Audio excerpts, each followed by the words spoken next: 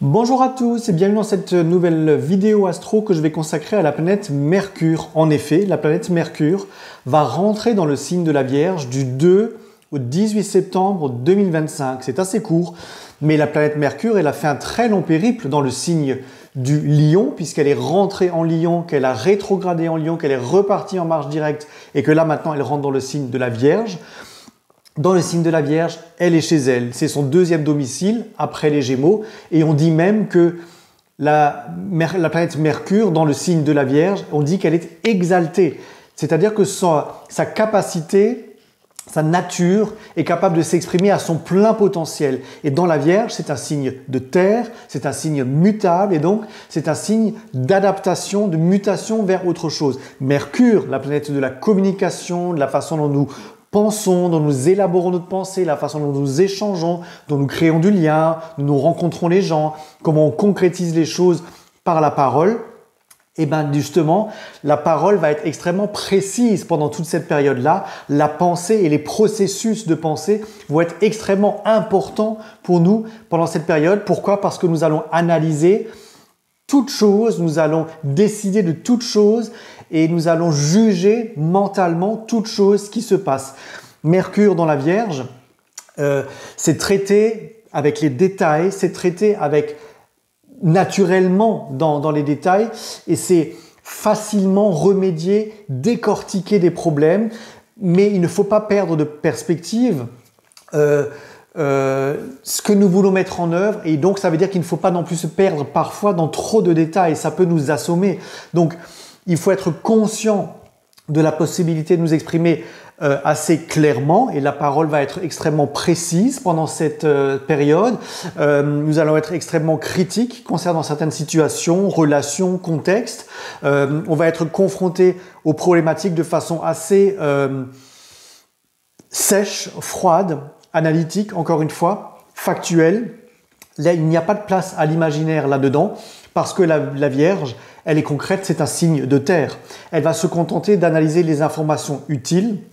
On va également vouloir aider les autres au travers de notre expérience, de nos connaissances. La Vierge, c'est un signe qui se met au service des autres, donc c'est un signe d'entraide. Et donc, elle peut en ce sens-là rassembler des idées, rassembler des idéaux, rassembler des problématiques pour aller les traiter, pour essayer d'y remédier de nouveau dans le détail, avec une forte tendance à vouloir conserver des choses d'un côté, mais également, comme c'est un signe mutable, de vouloir les faire évoluer au mieux pour améliorer les choses. Mais attention, un Mercure en Vierge peut avoir beaucoup de certitudes, beaucoup de choses extrêmement posées, factuelles, concrètes. Je vais maintenant analyser les aspects que va former Mercure en rentrant dans le signe de la Vierge. Le premier aspect qui va être donné là, c'est tout de suite en rentrant dans le signe de la Vierge, 2-3 septembre, c'est un quinconce à Neptune. Et comme je vous le disais, par Neptune, c'est beaucoup l'imaginaire, c'est beaucoup les rêves, c'est beaucoup nos espoirs et tout ça. Et ben Mercure, en étant en quinconce à Neptune, il confronte en fait finalement et il hésite entre la réalité et les rêves. Et Mercure en Vierge, il n'a pas besoin des rêves. Il peut s'appuyer sur les rêves, mais il ne va pas les fantasmer au-delà de la réalité. Il a besoin de choses concrètes. Et en fait, ça va donc vous aider à ne pas imaginer 15 000 scénarios, de ne pas fantasmer des situations, de ne pas surévaluer des situations. Ça va vous permettre de réfléchir correctement dans le détail, dans ce que vous allez pouvoir mettre en œuvre mentalement, dans votre constitution mentale. L'autre aspect qui va être très important tout de suite au début, 2, 3, 4 septembre, c'est un carré à Uranus et là c'est une période de communication et d'informations qui peuvent être surprenantes avec des compréhensions qui peuvent être extrêmement rapides, abruptes parfois, assez violentes parce que tout d'un coup vous allez capter quelque chose, vous allez vraiment comprendre quelque chose et vous allez vous dire bah en fait non, là il faut que je retourne la situation, c'est pas possible. Vous conscientisez vraiment quelque chose, vous en aurez peut-être pas forcément tout de suite la méthode, mais vous allez comprendre que quelque chose dans le processus ne va pas. Peut-être que vous allez apprendre quelque chose qui peut vous choquer. Peut-être que vous allez déceler une vérité. Peut-être que vous allez lire entre les lignes dans quelque chose, dans un contrat, dans une décision que vous êtes obligé de prendre. Vous allez lire au-delà des apparences, encore une fois.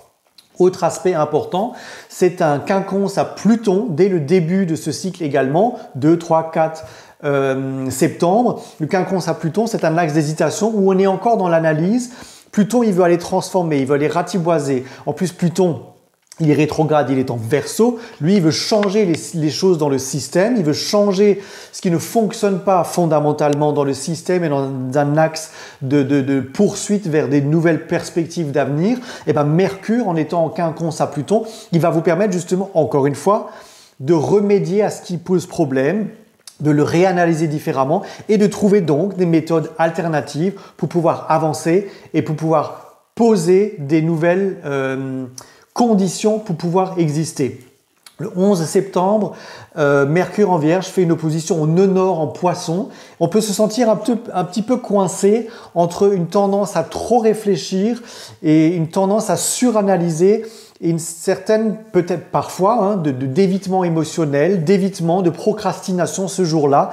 Il faut se demander pourquoi est-ce qu'on peut s'accrocher à certaines choses qui sont confortable, pourquoi est-ce qu'on peut garder certaines certitudes, certaines familiarités, alors qu'il faudrait peut-être mieux passer vraiment légitimement à autre chose. C'est peut-être le moment de puiser dans nos talents pour les utiliser positivement et ça va vous permettre dans cet axe des nœuds lunaires d'arrêter peut-être de justement focaliser sur des détails qui peuvent vous faire perdre du temps. Vous pouvez constater des choses mais après il faut aller de l'autre côté vers le nœud nord qui vous dit ouverture d'esprit, ouverture à d'autres horizons, lâcher prise également, ce que vous ne pouvez pas contrôler par définition. Peut-être qu'il ne s'agit pas de le contrôler et de le maîtriser, il suffit juste de lâcher. Et parfois, en lâchant, vous pourriez avoir la surprise de Eureka, on trouve une solution parce que vous lâchez prise de quelque chose et vous pouvez avancer. Autre aspect très intéressant, tout de suite le lendemain, le 12 septembre, on a Mercure qui fait un sextile à Jupiter. Et là, l'harmonie de Mercure avec Jupiter, c'est exceptionnel. C'est un optimisme stimulant.